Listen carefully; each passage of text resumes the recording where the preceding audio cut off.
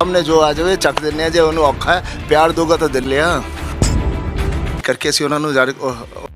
हर अच्छे कार्य का विरोध करेंगे। इस प्रकार के विरोध की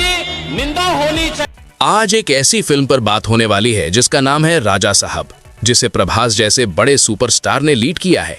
लेकिन सवाल यह है कि क्या यह फिल्म सिर्फ मनोरंजन के लिए बनाई गई है या इसके पीछे कोई ऐसा संदेश छुपा है जो धीरे धीरे एक बड़ी विवाद का रूप ले रहा है। जैसे ही राजा साहब के कुछ विजुअल्स, सीन और डायलॉग सोशल मीडिया पर सामने आए, वैसे ही तुलना शुरू हो गई और लोगों ने इस फिल्म को राजनीति से जोड़ना शुरू कर दिया। यहीं से विवाद ने आंख पकड़ ली और बात पहुंच गई योगी आदित्यनाथ और सनी देओल जैसे बड़े नामों तक, जिनके नाम पर अलग अलग प्रतिक्रियाएं और दावे वायरल होने लगे। कोई कह रहा है कि ऐसी फिल्में देश के माहौल को बिगाड़ सकती हैं, तो कोई ये भी कह रहा है कि सिनेमा को बोलने की आज़ादी होनी चाहिए। अब सबसे बड़ा सवाल यह है कि क्या राजा साहब एक बोल्ड सिनेमैटिक एक्सपेरिमेंट है या फिर एक ऐसी फिल्म जो जानबूझकर या अनजाने में एक नई राजनीतिक बहस को जन्म दे रही है। इस वीडियो को अंत तक देखिए, क्योंकि जैसे जैसे हम आगे बढ़ेंगे आपको भी तय करना पड़ेगा कि सच क्या है और सिर्फ हाइप क्या।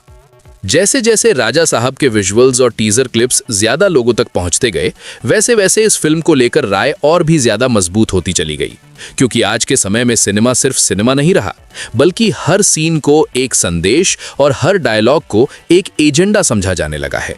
कुछ लोगों का कहना है कि फिल्म का डार्क टोन, शक्तिशाली किरदार और सत्ता को दिखाने का तरीका सीधे तौर पर मौजूदा राजनीतिक माहौल से प्रेरित लगता है,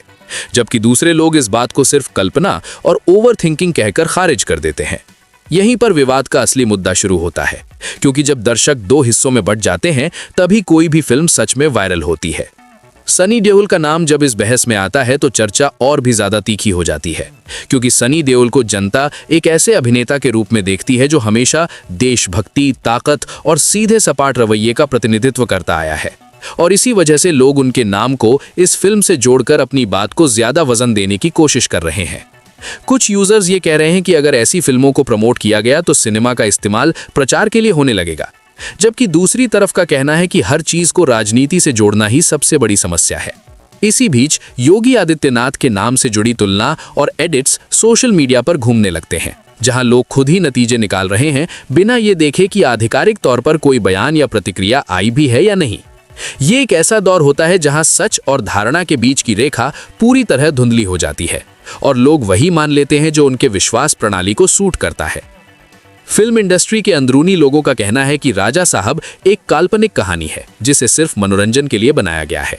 लेकिन दर्शकों का एक हिस्सा मानता है कि जब विजुअल्स इतने मजबूत और प्रतीकात्मक हों तो उनका मतलब निकाला जाना स्वाभाविक है।